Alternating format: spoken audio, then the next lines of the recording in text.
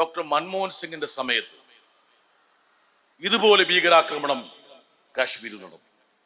ആ സമയത്ത് അന്ന് ഗുജറാത്ത് മുഖ്യമന്ത്രിയായിരുന്ന ഇന്നത്തെ പ്രധാനമന്ത്രി എന്തൊക്കെയാണ് പറഞ്ഞത്?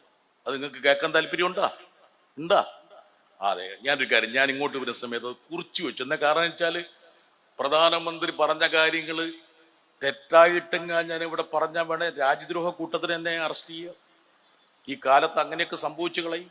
അതുകൊണ്ട് ഞാൻ കൃത്യമായിട്ട് എടുത്തു വെച്ചു. അന്ന് നരേന്ദ്രമോദി പറഞ്ഞു,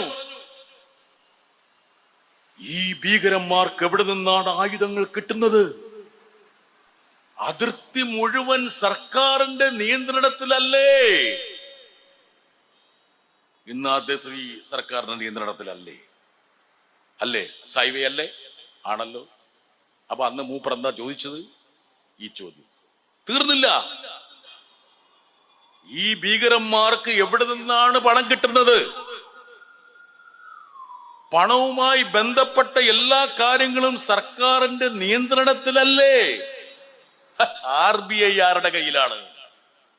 മുഖ്യമന്ത്രിയായ നരേന്ദ്രമോദി, ഡോക്ടർ മൻമോഹൻ സിംഗ് പ്രധാനമന്ത്രിയായിരുന്ന സമയത്ത് അതിർത്തിയിൽ ഇതിന് സമാനമായിട്ടുള്ള ഒരു ദുരന്തം നടന്നപ്പോൾ ചോദിച്ച ചോദ്യങ്ങൾ. ഇനി അടുത്തത് മൂന്നാമത്തെ ചോദ്യം. വിദേശത്ത് നിന്നും ഭീകരന്മാർ നുഴഞ്ഞു കയറി ഭാരത മണ്ണിൽ ഭീകര പ്രവർത്തനം നടത്തുന്നു, രക്ഷപ്പെടുന്നു. ഇതെങ്ങനെ സംഭവിക്കുന്നു?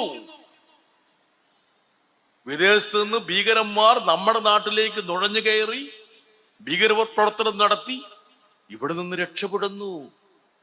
പഹൽഗാമിൽ 5 ഭീകരന്മാർ യാതൊരു തടസ്സവുമില്ലാതെ, ഒരു ചെക്ക് പോസ്റ്റ് പോലും ഇല്ലാതെ, ഒരു പോലീസുകാരന്റെ ചോദ്യം പോലും ഇല്ലാതെ ബൈസരൻ താഴ്വരയിലേക്ക് കടന്നു വന്ന് ഉല്ലസിച്ചിരുന്ന ആർക്കെതിരെ പോയിന്റ് ബ്ലാങ്കിൽ നിറയൊഴിച്ചിട്ട് അവർ എങ്ങോട്ട് അപ്രത്യക്ഷമായി?